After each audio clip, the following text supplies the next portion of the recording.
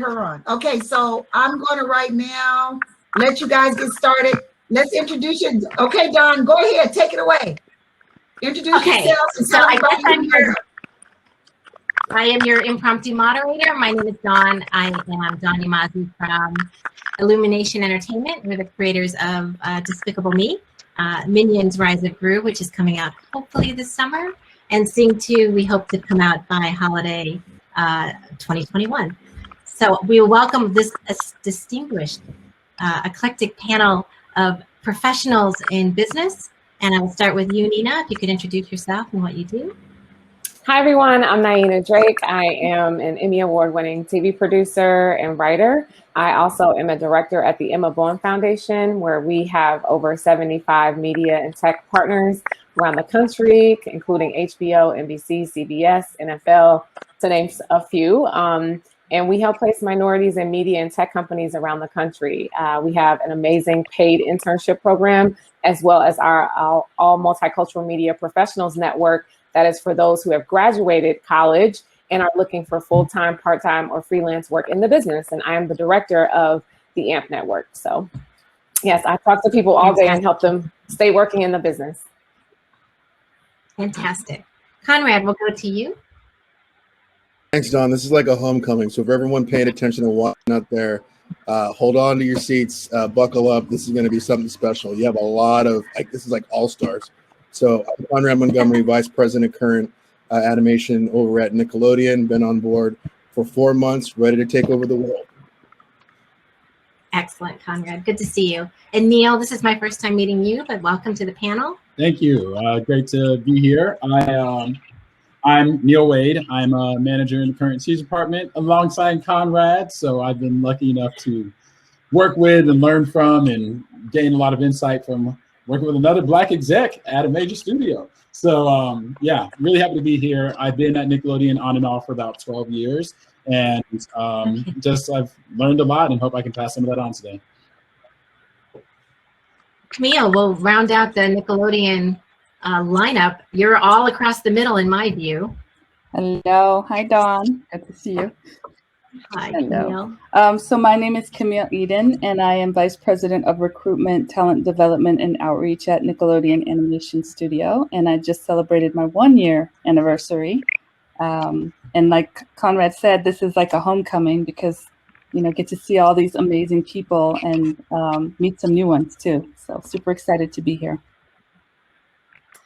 We need to pause. I'm hearing that some folks can't hear us. Is that still true in the audience? Okay, let me get right now on. Wait a minute. Let me tell him right now. If they can't hear, it's refreshing their screen will always help. So I responded to a couple of people and they said it did work. Yeah, just refresh your screen, everyone. It looks like Deb, who was another panelist, is in the audience. Okay, but Deb, we need Deb to hit her tell her to go back out. She needs to use her speakers and recruiters link. She's using the wrong one, but let me I'm trying to get it to her and I keep getting, wait a minute. Go ahead. We're going to keep moving.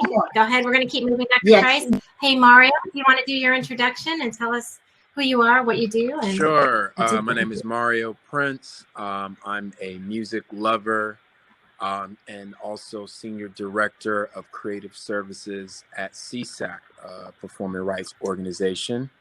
I'm also a DJ as well, and I just like good vibes. Awesome. Awesome, Mario. Going on to Kiana. Am I saying that right, Kiana? Kiana? Yes, it's Kiana Campbell. I'm on the diversity outreach team at Warner Media. I'm actually going to hop because we have another person at Warner Media here today who's going to join us, Dawn McKay. But I'll be here in the audience. Thanks for joining us. And then we'll go to Cynthia. Hey everyone, I'm Cynthia Gomez. I'm also with Warner Media. I'm a recruiter on the diversity outreach and university relations team. So I'm super excited to be here with you all and share about our internship programs, career opportunities, and then any professional advice as well. Absolutely, absolutely. Thank you, Cynthia. Hello, Dawn. Welcome to the panelists.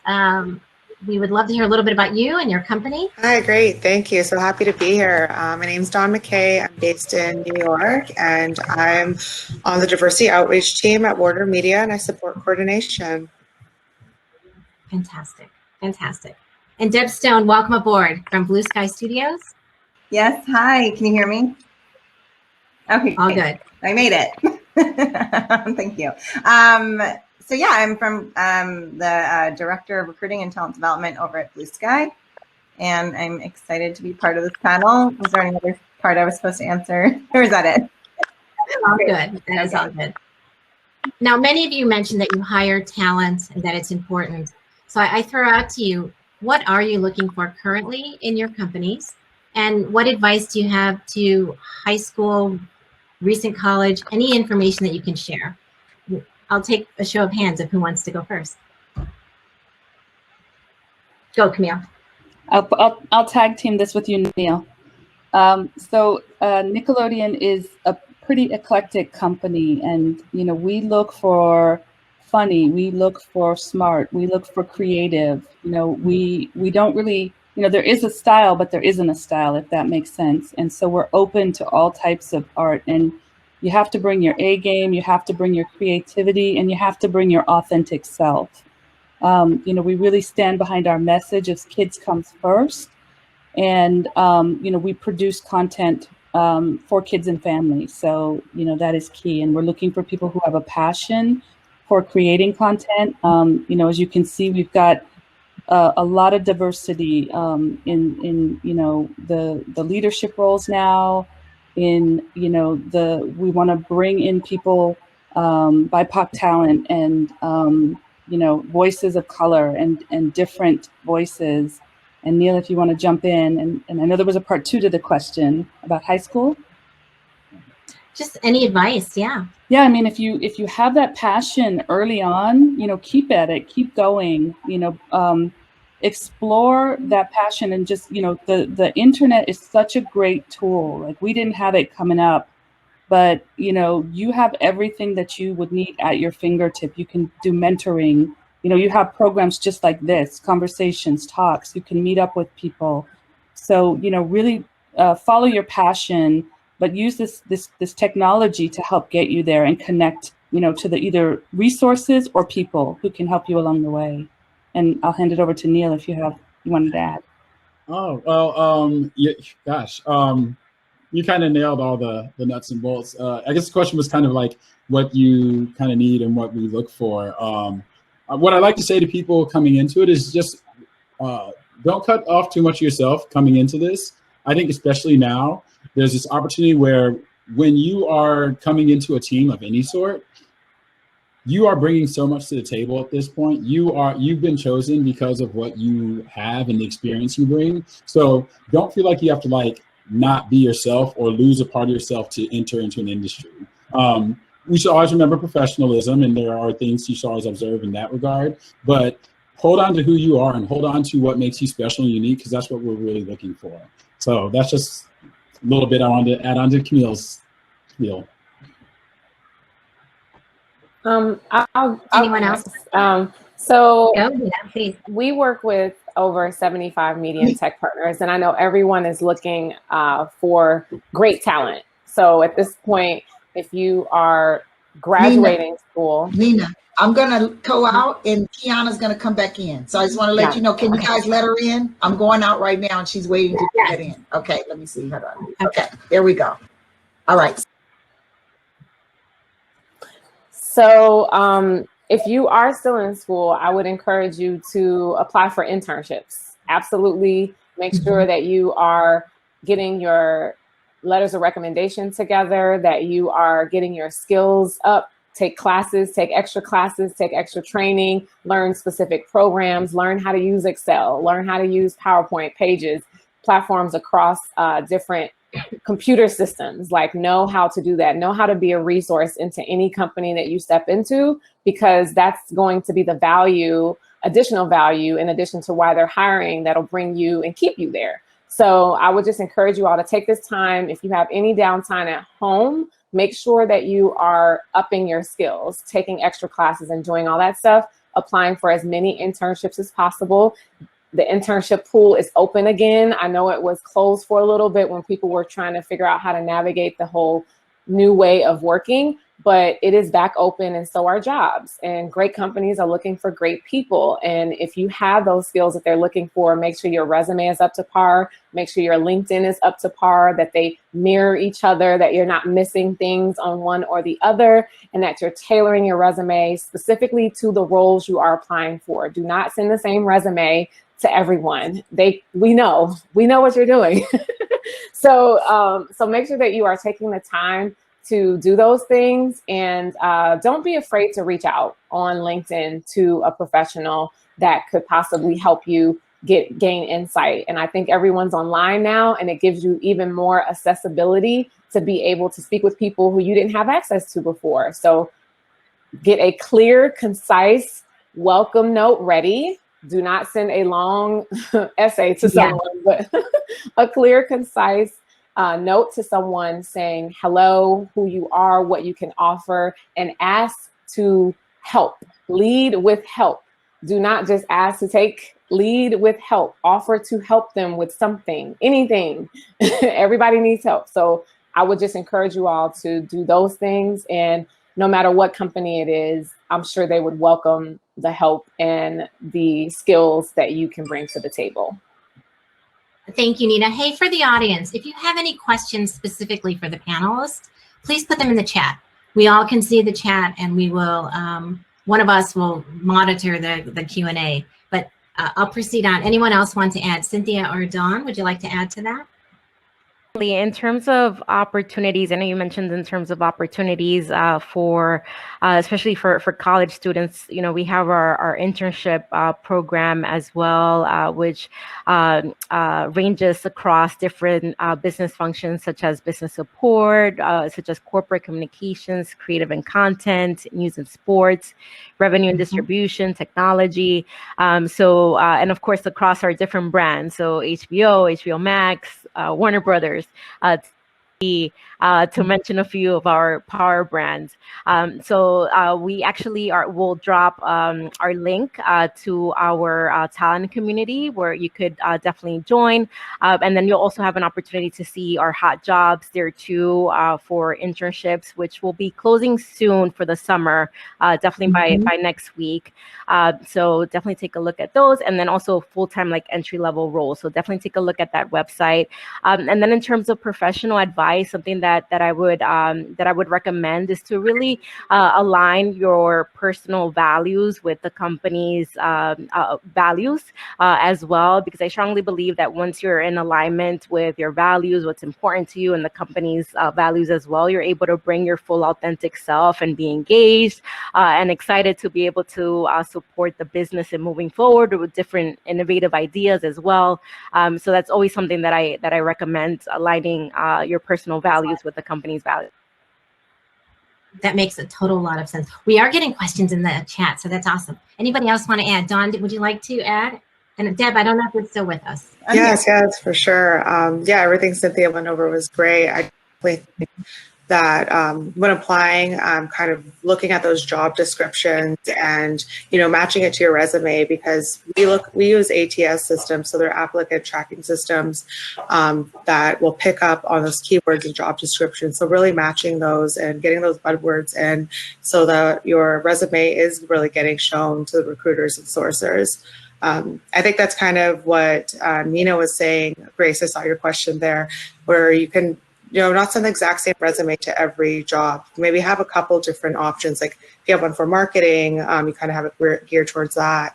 If you have another job geared towards something else, you kind of want to tweak it to each thing so you can, you know, pick and choose when you're applying. Absolutely. You know, a couple of you mentioned LinkedIn. Does everybody think LinkedIn's important for new people getting to the industry? I hear this all the time. Anyone want to comment on that? I'll comment. I do think it is important. I think it's important to not only have a LinkedIn, but to have. Did we lose everybody? Can you hear me? Hello? Okay. Everyone seems to be on mute. Does anybody want to say anything? Everyone agrees. Oh. LinkedIn is really important, everyone in the audience. Let me take Dawn? one of the. There may be Yeah. a lag. Deb Deb is is talking. Oh, Deb is talking. Yes. Oh, Deb is talking. I don't hear her. Can you hear me now? Mm-hmm. Okay, so now I'm live. Now you can hear me. John still can't hear me? That is weird. Okay, so I guess I'll just talk for a second. But anyway, I think having a LinkedIn page is important. Having especially in the art field, like if you're an artist, having a presence online is important. Being able to find you. As we recruiters are out there searching for people, so making sure that if you are on the artist side of things of your career, to make sure you have a online, whether it's a website or a Vimeo or something that represents your art on the management, production, finance side of Nina, things. I do not hear Deb. Can everyone else hear me? Dawn, if you check your volume on your computer, you may have just like tapped it. Can you hear me? No, I'm good. I can hear you. Yeah, I can hear lots of things, but I didn't hear Deb at all. Refresh your, if you refresh your page and come back in, it might just kick in. Yep, there she goes. So weird. Anyway, I was saying every other field, I feel like having a LinkedIn page and site is important. I don't know about anyone else's opinions on that, but I feel like at this point in this world that we live in, like you have to be online. Yeah, I would agree, Dawn. I think one thing that everyone listening and watching this should utilize is the media feature on LinkedIn. So say you have a portfolio or you've done work at a production company or you have some artwork or whatever that you can legally share.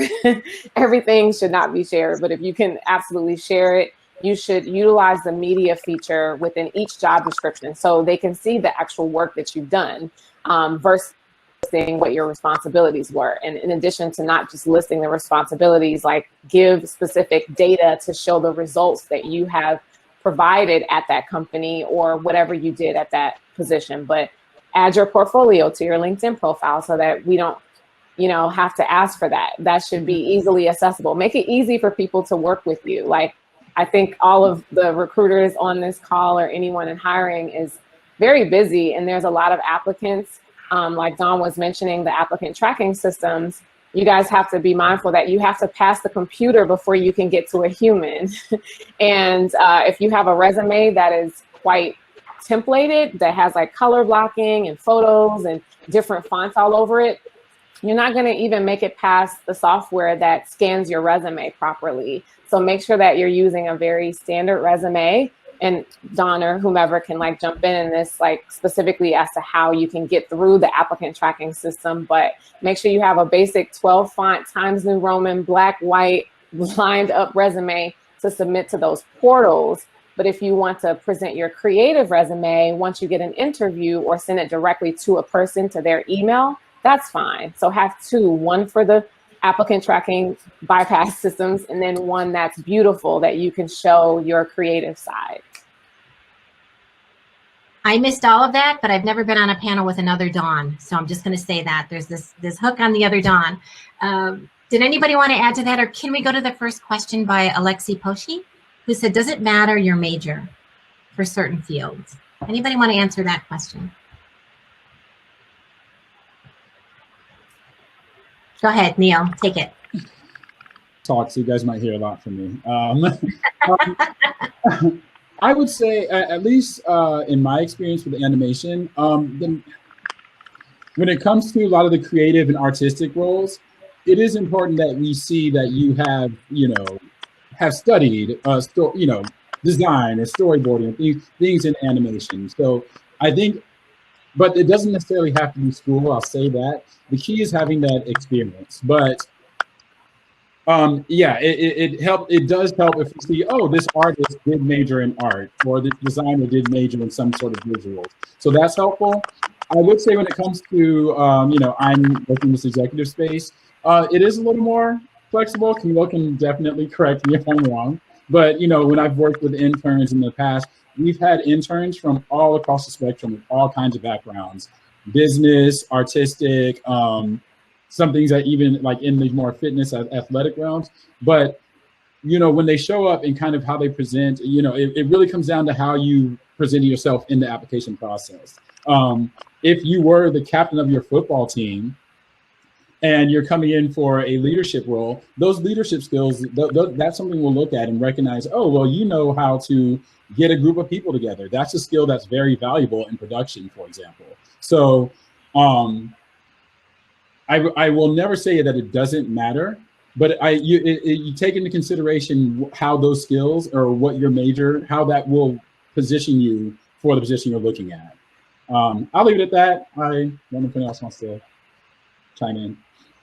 I can chime in. Dawn, can you hear me now?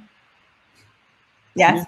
I can chime in just at least from like an animation perspective. You know, in terms of your major, I don't think your major matters as much as like what you're producing and showing on behalf of the job you're applying for. So like there were so many self-taught artists that like, I don't know, they could have studied communications and then, you know,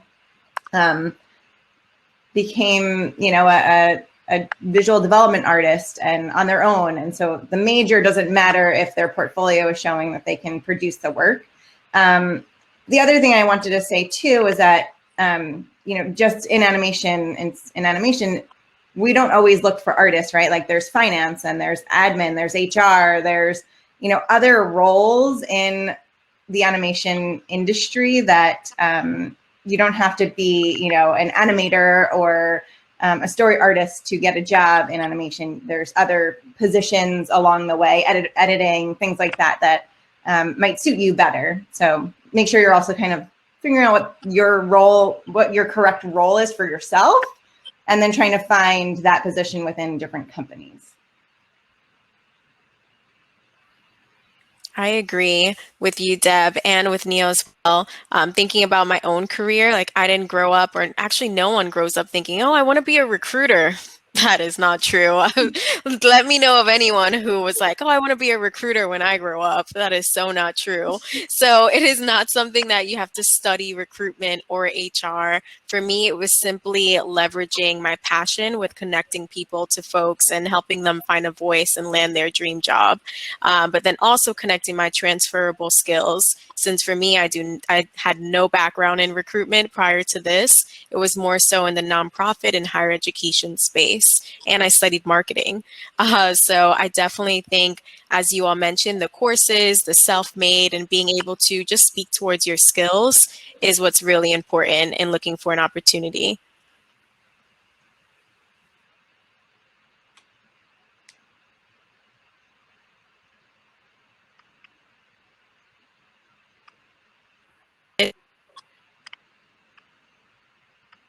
We had one more question in the chat, and it had to do with pitching.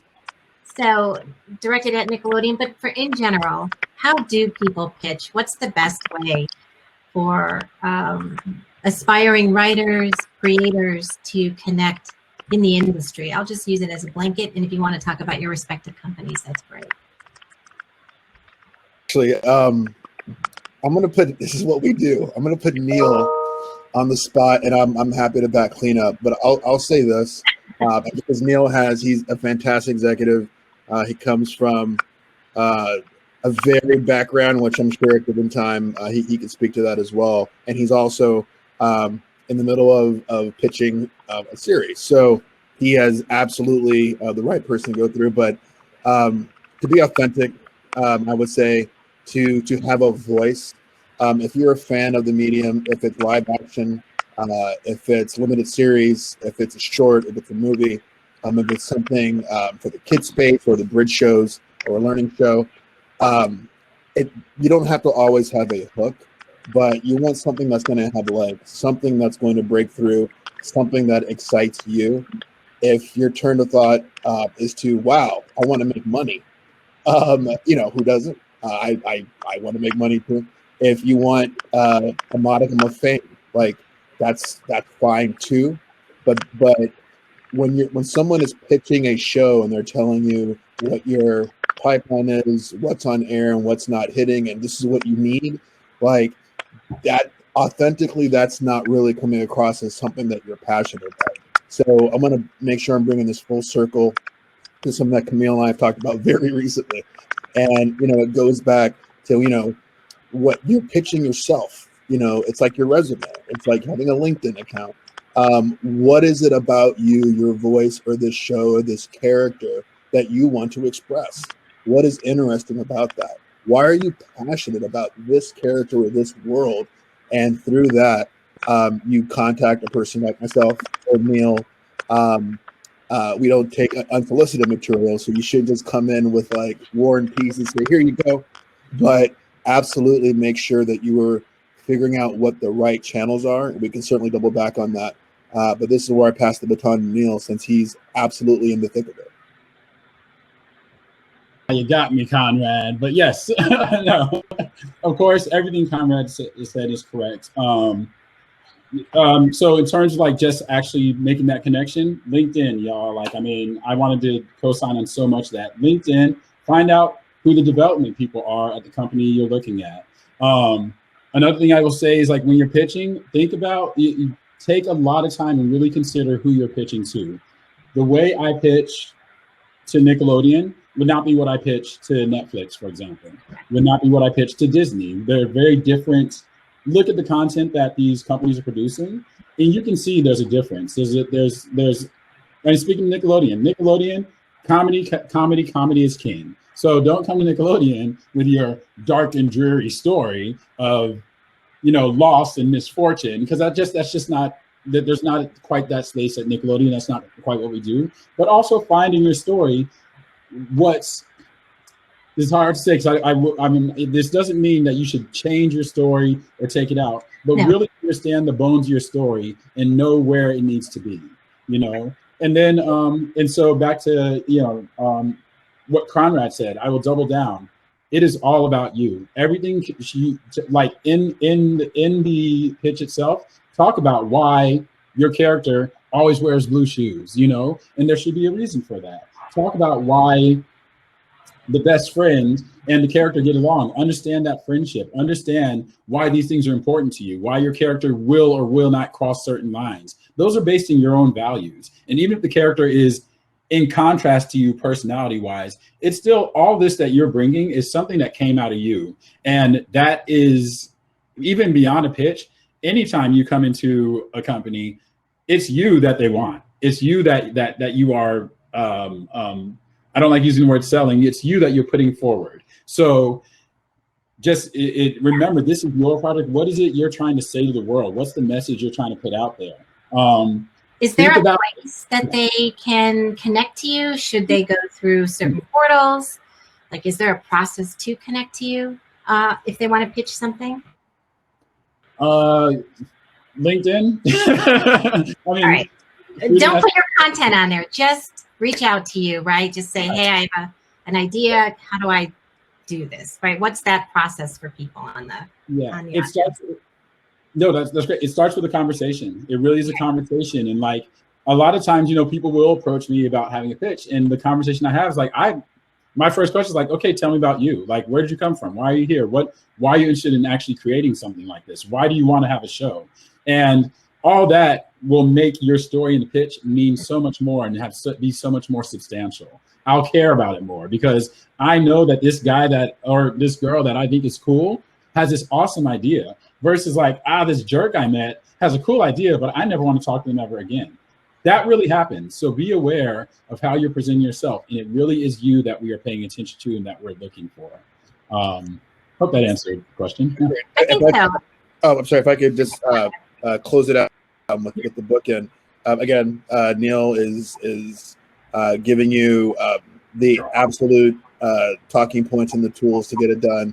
I would say, to answer your question, Dawn, you know, be careful, because as I mentioned before, we're not really allowed to take unsolicited pitches. We want to make sure that these are relationship based. So if you have a manager, an agent, or a rep, or a business person, they can contact a person like us, even if you don't know us. That said, what Neil said is correct. And this, I'm going to make sure I'm threading this back into the central conversation, which is like the tools of getting a job, the putting yourself out there, making yourself more marketable. This is a skill set. And it is, how do you reach out into an industry you want to be in that you're not part of? And it's networking. You know, this is being able to get someone's attention, to find your way to get into a room legally, and make a connection with someone, because that's what this industry is all about. I absolutely invite more people, more voices, more persons of color in various backgrounds, especially women, to come in and get your seat at the table. In order to do so, you have to find those onboarding opportunities and those inroads, and those are other people. So I'm one of those people. So if there is, I'm going to put myself out there as an example. If there is anybody in the audience that wants to learn how to do this or make a connection, if you can find me on LinkedIn, per Neil, I will make it a point to walk you through those steps. I would say that everybody on this call is out for you. So if you want to reach out to any of us, we're all on LinkedIn. Please do that. It's a great comment, Conrad. There's a couple questions that came in, but we would love to hear about Mario's background with music. And if you could talk a little bit about your world and how you got there, Mario, that would be wonderful to round out this sort of panel. Absolutely. Hopefully you guys can hear me clearly, because I hear a lot of glitchy audio coming through.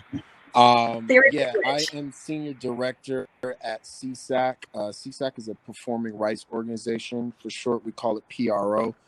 And my role specifically at the company is to nurture relationships, maintain relationships, as well as increase our catalog, sign new writers, sign artists, anyone who compose music in the public space. So my day-to-day looks like, a lot of research, looking to see emerging talent, songwriters and producers and artists.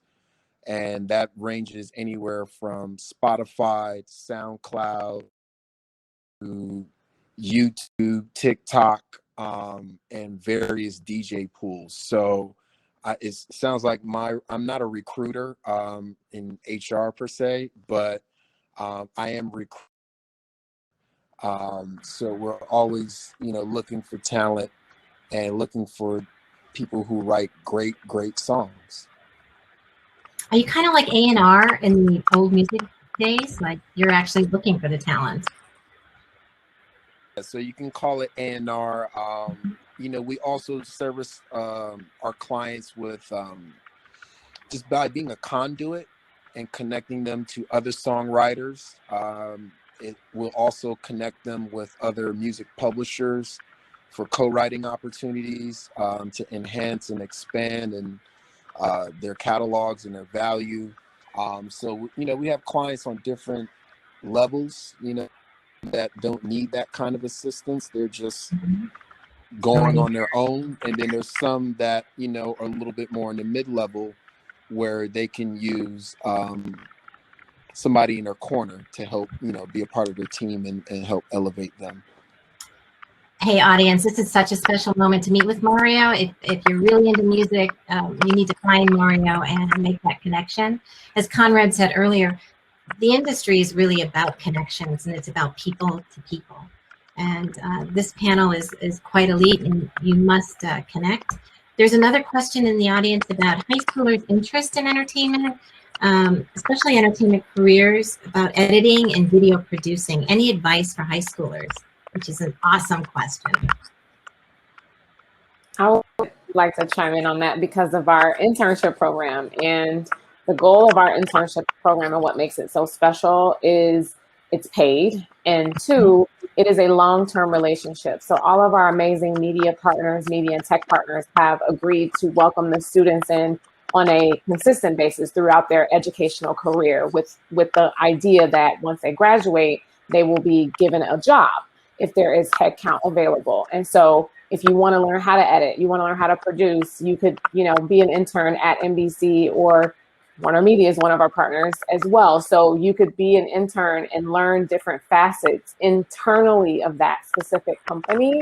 And then you would find whether you like it or not.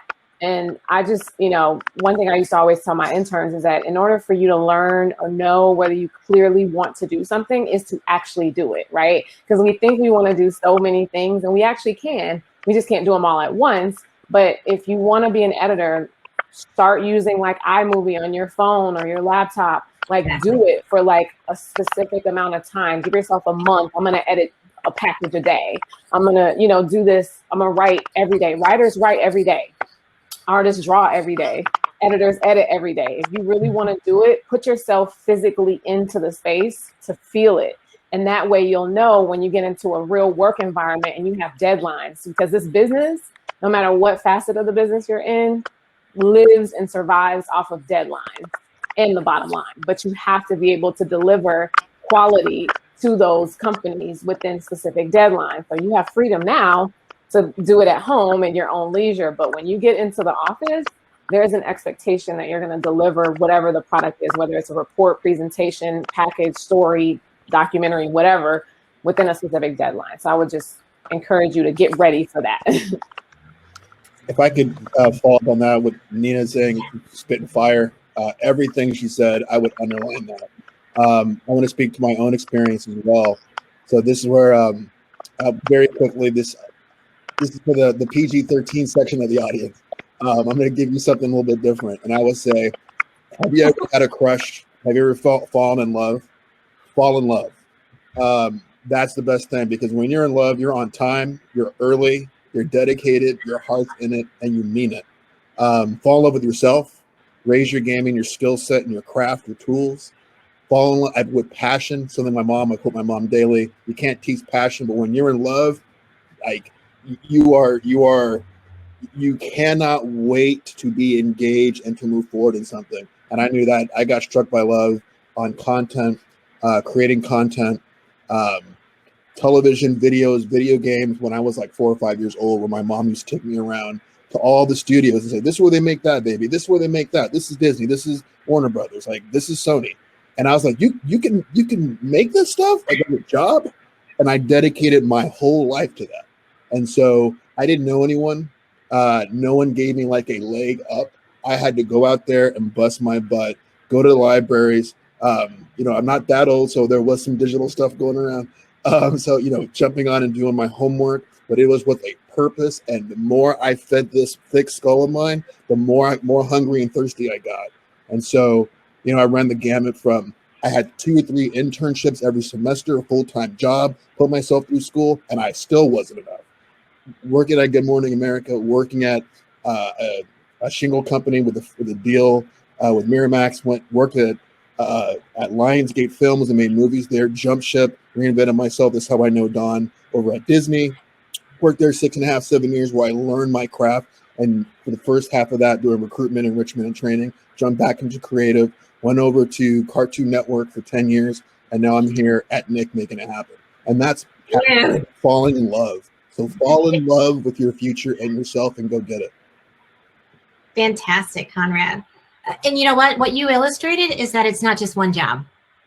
You're going to do lots of different things in your career, and that is going to lead you someplace magical. Absolutely. We have a couple questions in the panel. I don't know if they were talking about COVID. So how has our responsibilities changed? And that was because of COVID. That was Jermaine Wade. Thank you, Jermaine, for that. Anybody want to chime in? Besides working from home, besides having dinner with your family, besides not being out in the snow, what do you got? Take it. I don't know so much about the responsibilities changing, because we haven't, this was supposed to be like a 2-week trial that we're going on a year later, right? But at least in animation, we haven't stopped working because of the technology that's allowed us to keep doing this, which is, thank you to all those IT people and people who got us set up to be able to do our job and this. So I think the responsibilities haven't necessarily changed, but what has changed is what's come out of COVID. Like, again, the fact that we can all meet and do this virtually, and I don't know how many different places that we're reaching, but we can reach across time zones, we can reach across borders, we can reach across continents. So that changes the way that we're now communicating. And I think, there's a lot of barriers that are brought down. So we've said previously, Dawn and I worked together at Disney, and we were always told, like, you know, you can't do your job. You have to be in, you have to be here to be in this meeting, or for certain disciplines. So that is a thing of the past now, I think, because we've proven that we can do this, we have done this, and we'll keep doing it. And hopefully going forward, there'll be some kind of a hybrid, you know, where, and I hope we get to be back together again, because I miss people, but there will also be opportunities for us to do this and be able to share this work and spread the work and the message even more broadly. So I think, I wouldn't say the responsibilities have changed, but how we communicate. And it's also made me a better I hope, a better communicator, because I really have to think about, you know, the intent of my message, you know. So I would say I keep saying, like, the COVID has been such a great disruptor, but out of disruption comes new things. So I hope that answers the question. No. Anyone else, please?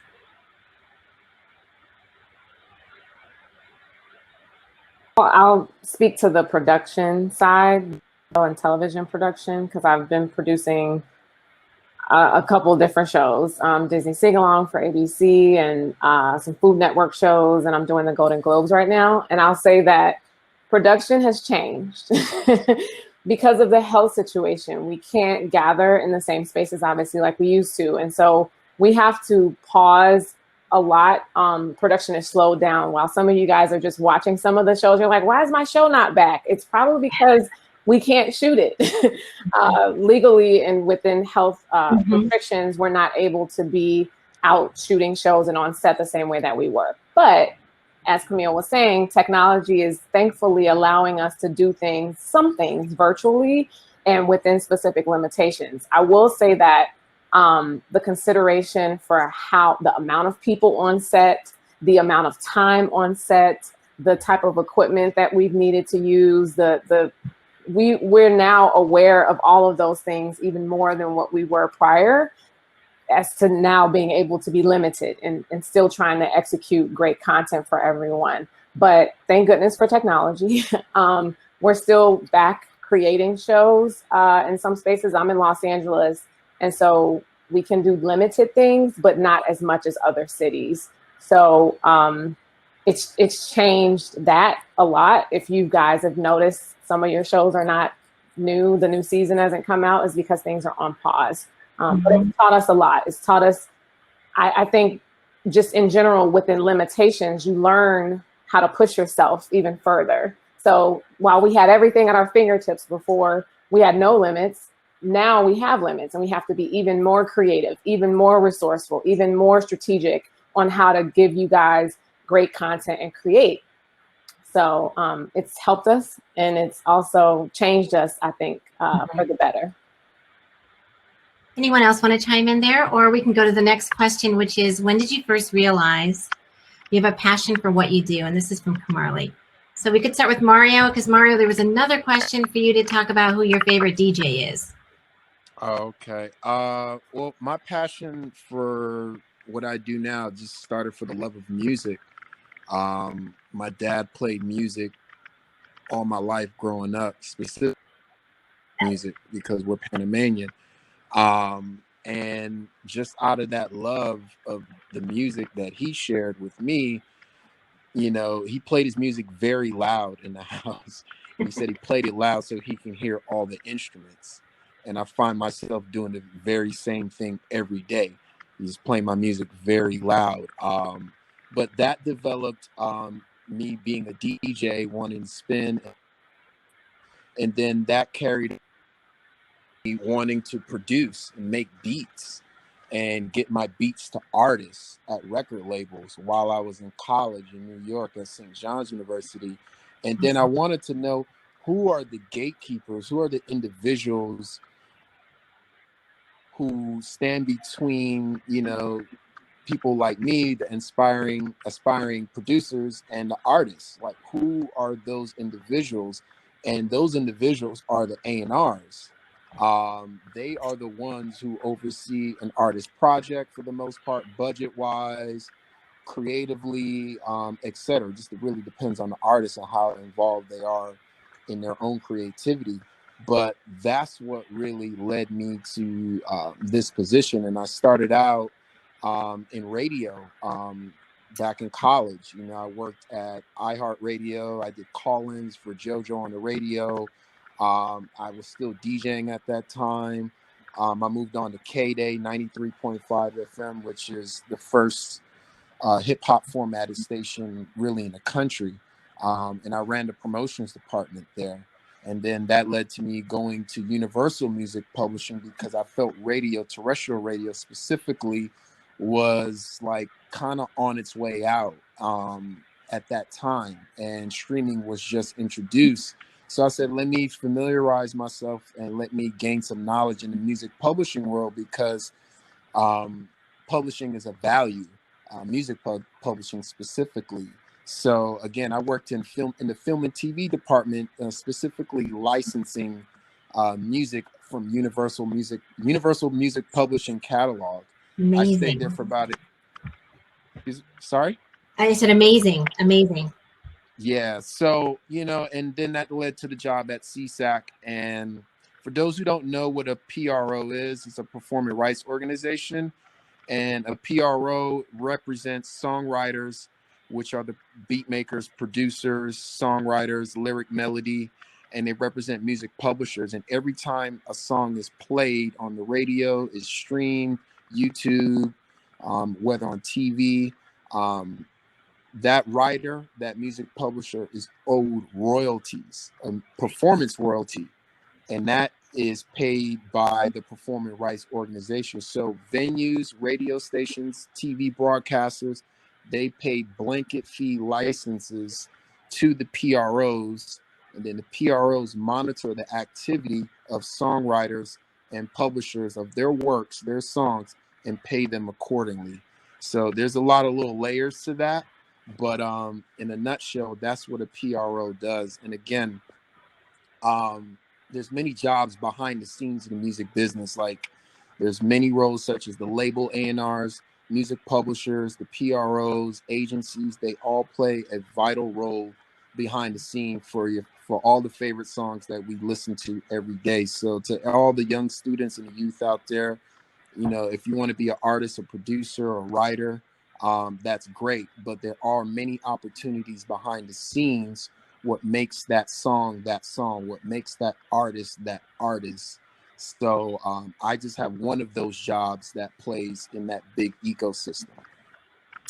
Excellent, Mario. So for Lauren and for Emma, find Mario. You had more questions about DJing and what his favorite DJs are. Please find him offline. We have about 8 minutes, and I would love to do a round robin quickly to answer Kimarley's question about when did you first realize you had passion for what you do. We'll go to Dawn next. Great, thank you.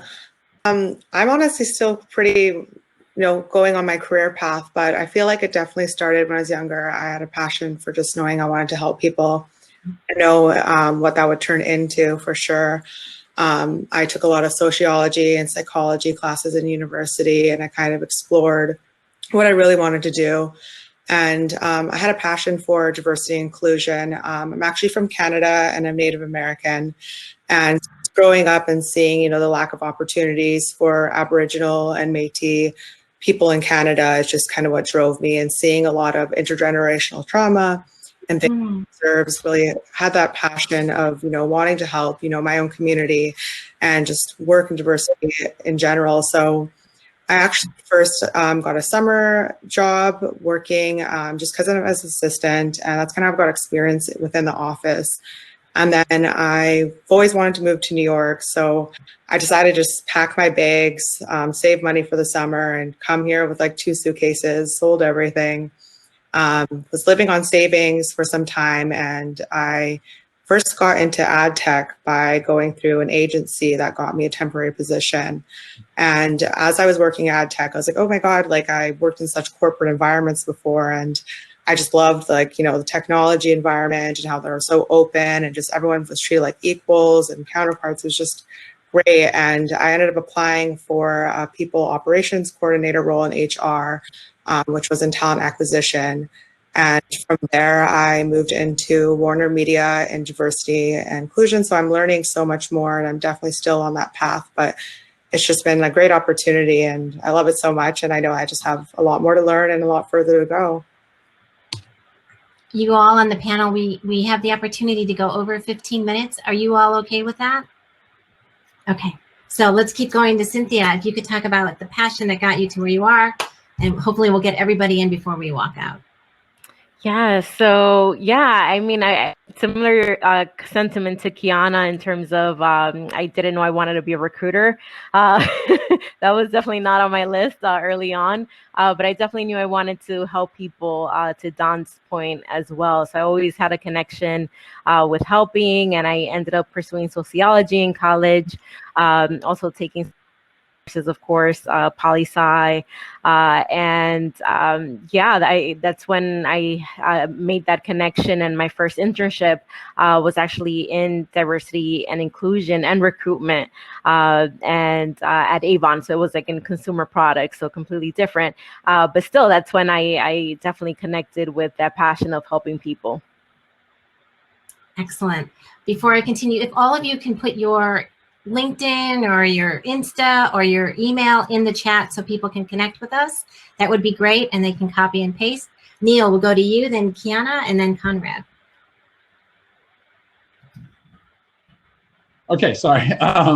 Well, I mean, so for me, animation, I mean, I always grew up with like Saturday morning cartoons, and like Thundercats was probably the first time I was like, okay, cartoons are the best. But in terms of me doing it, gosh, when I was far too young, my brother brought home a bootleg copy of Akira. And if you all haven't seen Akira, whether you like animation or not, it's one of the all-time greatest films, greatest accomplishments of humanity. But I digress. Akira is the movie where I remember thinking, I was like, oh my gosh, it would be so cool to do this. And it didn't really hit quite yet that I could do it, but in my head, that was the moment that animation got me, and I fell in love with animation. The first time I thought about actually doing it was probably when I saw The Prince of Egypt, which, to date myself, I was in college, and I went and saw it with a bunch of friends, and like we were all, it was like I was a freshman in college, I was meeting all these new people, and there was a dude who was a Muslim, who I had never met a Muslim dude before in my life. There's a guy who's Buddhist sitting next to me, and we all sat here and watched this film, and it all hit us in such a powerful way. And it kind of exemplified for me that animation is just this space where, you know, I'll describe it as this. As a kid, I would say it's where I saw the most things that looked the most like what was happening in my head.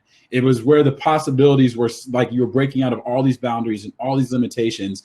All of a sudden, I was seeing these stories being told and these concepts being portrayed in a way that I can't imagine it being done any other, like in live action, for example, just because it's real people. No offense, y'all. So yeah, I would say, yeah, Prince of Egypt, Akira, and also Mind Game. I'm going to throw that one out there. Mind Game is the one that actually got me to come to California with my little Jetta and a Rubbermaid of nothing and no bed and figure out how to do this animation thing. So that was a long answer to a short question, but yeah, cartoons. That was great, Neil. I'm like, how do I top that? Like, I'm a recruiter. So for me, I guess it's a very similar path to Cynthia and Don. Ironically, we're on the same team because we're both really passionate, or we're all really passionate about what we do, which is diversity outreach. And for me, I am from New York City, and being a woman of color, like I just want to like extend like whatever I know as I'm climbing up the ladder. Like I just want to grab on whoever's alongside of me and support them in any way. So that's where my passion comes from. And I'm the oldest out of like all these little cousins. So I was kind of like Angelica growing up, like, no, don't do that. Don't do this. So when they know, when they reach out to me like, hey, Kiana, I need a job or internship, I'm like, let's go. Papa, let's get it done. So I'm the same way with everyone else that I meet. So that's my passion there. I think it was my turn. That was awesome. And Kiana, now you know what I deal with Neil. He's always making it tough to top him. So it's good. It keeps us sharp. Like I said before, my brief soliloquy, it was really like 4 or 5 with my mom. video games and watching TV and a lot of reruns. But I think once I had the power, when she handed me my first remote control, and I was like, I get to control, TV. And like with that is also just a very sincere story. We came from poverty, and I've talked about that on different conversations. And so, but I was, quasi-intelligent, and I went to a lot of different schools as like the only Black kid in school or in class. And so always being that new person, animation gave to me an opportunity to have that street cred, that monetary lingo, so where it didn't matter who you were, where you're from. If you knew cartoons, you watched DuckTales and Animaniacs, you can get down. And so that really helped me feel not so different. I love being different, but as a kid going through so much, sometimes you just want to laugh and make friends. And so that's really tracked me throughout my life. And as my mom said, once you get to a certain point, you have an obligation to get back. So my passion today, still, I want to be the best exec that ever walked this earth. I want to make sure wherever place I am is the best. I'm a competitive cat. More importantly, I'm always going to be in students, so I'm going to have that hunger for passion. And now, like doing panels like this, like whatever Camille says to do, I'm doing it. And whatever we do within Nickelodeon, I'm going to talk and give back. So I put my LinkedIn information in the chat. Thanks, everyone. All right, Camille, then Nyena, and we'll end with Deb Stone. So hello again. I came from a different route, as we said, as Kiana said. Like I don't think we went out going like I'm going to be a recruiter, but I came up through art. I wanted to study art.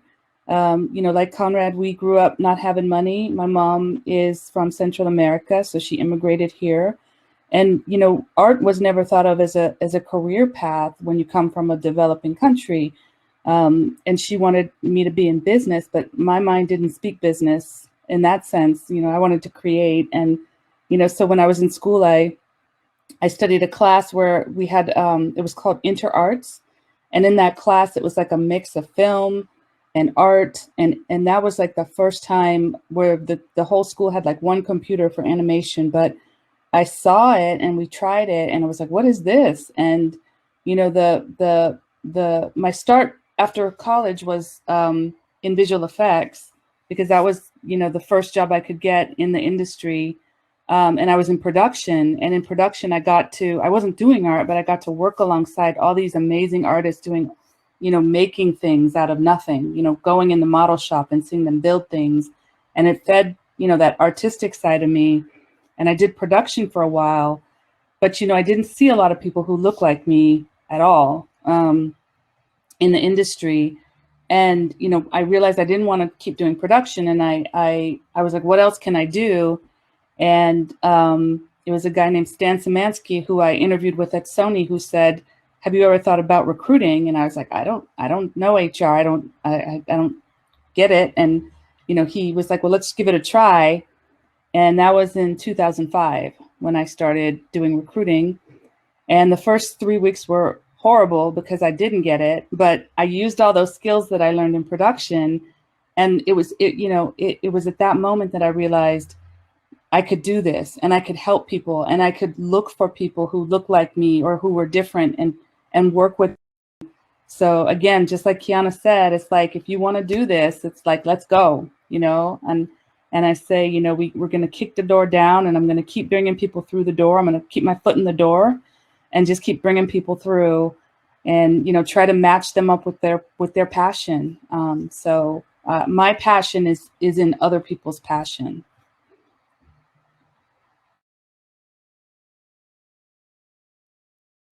Yeah, thank you. Nyena, and then Deb. So I think I knew what I wanted to do. And so I was super nerd. Nothing wrong with nerd in school, as if you're in school, being a nerd. So I was always doing credit in the college resource and learned about the Emma Foundation when I was 15 years old. And so I started at Fox business when I was 15 through the Emma Bowen Foundation. So it's full circle for me now being a director there, helping keep the next generation in the business. And so that's how I started. I worked in every single department around the entire television station. And simultaneously, I had a passion for music as well. So I've been a DJ for over 10 years.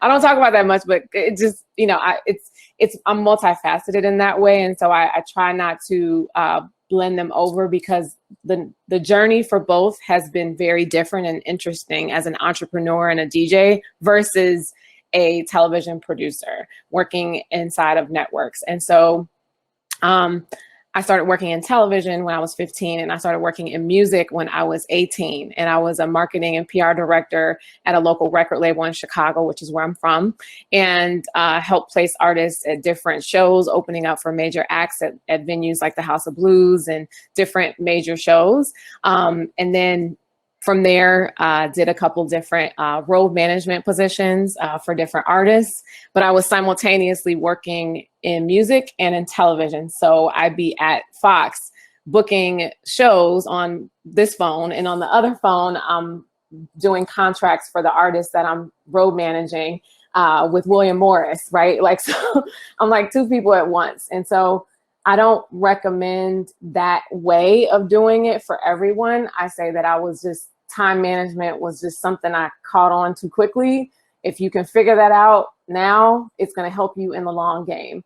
But pursue all of your passions. For me, I never could let music go. My mom was playing music and everything when I was growing up. And so, such as Mario mentioned, I started in music because I just couldn't live without it.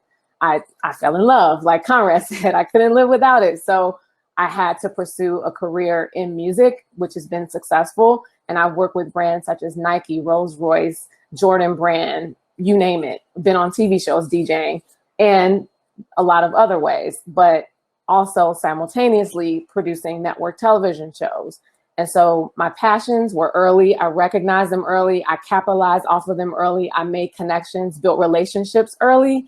This industry, entertainment of it all, no matter whether you're in front of the camera or behind the scenes, is your livelihood, is your relationships, period. You are going to keep working because you did great work at the last job, and now someone's emailing you like, hey, can you come do this? That's how I've been able to keep working in both simultaneously.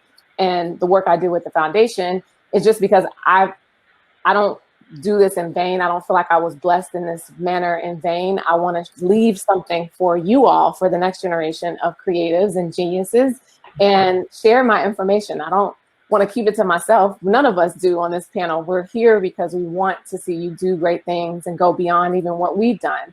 So for me, it was very early, recognizing it, tapping into that, finding out the resources that I needed and the people that I needed to connect with and help in order to get to the path and journey that I'm on now. And it's been beautiful. It's been a roller coaster, but I haven't fell off. So I'm very thankful and blessed to be in the life that I've lived. That is awesome, Nyena. Again, just like Conrad, we do multiple things. We don't do one job, and we find our path, right? So you have to be open to that. Okay, Deb, bring us home. Hey, everyone. So yeah, the finding the path, I think, is really important, and part of my story is I went to Ithaca College to study communication, TV, radio, thinking maybe I'd work on a TV show. Didn't really know, there's a lot of options to kind of go in different directions there. But as I started getting some internships and things, I realized what I didn't want to do. And I think that was really important part of like my journey, is to was figuring out what I didn't want to do to get that out of the way. I didn't want to work on set. Like I didn't want to work 14 hours standing on my feet. Like that just wasn't me, hustling.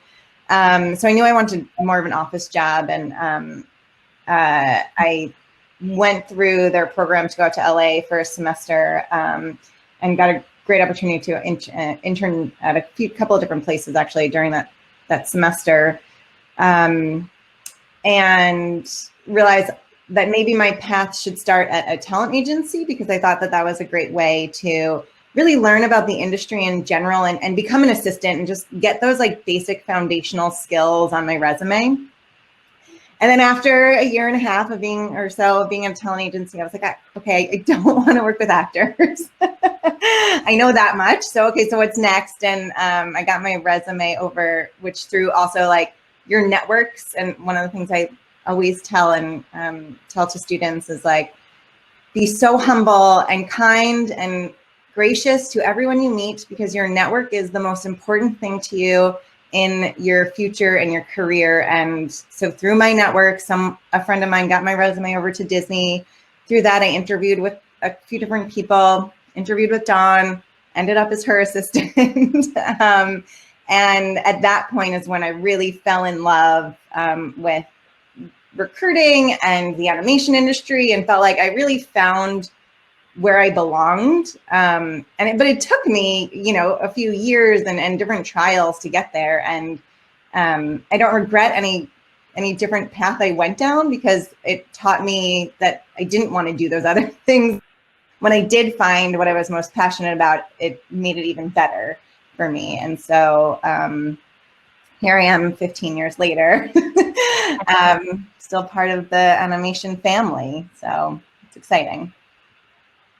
Thank you, Deb, and thank you, everybody. Last word, if there is one word that you would send to high school and college undergrads, what is the one word? Mine is going to be connect. Haha, I took it. Okay, someone else. All right, we'll go to Mario. One word for all these new budding people coming into our business. Travel. We can't hear you. Hang on. Okay, go. Travel. Good one. Dawn. I'll say advocacy, and I mean being your own advocate. Advocacy is great. I would say patience. Okay, patience is good. Neil? Tough one, but I would say trust, and I mean trust yourself. Trust. Excellent. Kiana? I'm going to say trust, more so trust the journey. You're where you need to be for a reason. Perfect. Conrad? Wow. Well, God, for the good ones. You know what? I'm going to go with my backup, actually, because I think I've been saying the other ones so often. Fun. Work is going to be work. Life is going to give you lots of hurdles. We all know 2020. Life does not need your help to be harder. But when you're finding your place, when you're trusting yourself, once you're connecting and believing and having hope, and you're traveling, have fun. This is going to be the best ride of your life. You should be smiling and leaning into it. Excellent. Deb? I'm going to stick with what I just said, humility. Excellent. Camille? Believe. So believe in yourself, believe in the journey, and believe in your passion. Nyena, we'll end with you. Bring us home. Balance. It's going to be hard in this business. They will want all of your 24 hours, but balance it, because you need time to rest. You need to give hugs to your loved ones. You need time to sleep. You need time to eat. Balance it. Do not let it hold you hostage. Thank you, everybody, for being on this panel. I'm going to connect. I want to know all of you. You're all really special. Thanks to Dr. Price, and thanks to the audience. You all have a great evening. We'll see you again. Thank you, audience. Thanks so much. Take care, everyone. Cheers. Thank you. Thanks.